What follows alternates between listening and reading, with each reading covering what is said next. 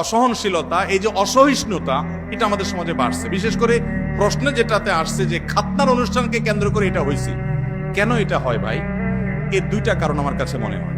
Number এক, এই যে খাতনার অনুষ্ঠানে মারামারি হয়ে 4 জন আহত, বিয়ের অনুষ্ঠানে মারামারি হয়ে বিয়ে ভেঙে যায়, মানুষও খুন হয়, এরকম ন্যাক্কারজনক ঘটনা পৃথিবীর আর কোন দেশে হয় আমি জানি না, তবে আমাদের দেশে হয়। দুর্ভাগ্য আমাদের। এর একটা কারণ হলো এই খাতনার অনুষ্ঠান তো খাতনার অনুষ্ঠান না, এটা চাঁদাবাজির অনুষ্ঠান। বিয়ের অনুষ্ঠান তো বিয়ের অনুষ্ঠান না, ওইটা আরেক চাঁদাবাজির অনুষ্ঠান।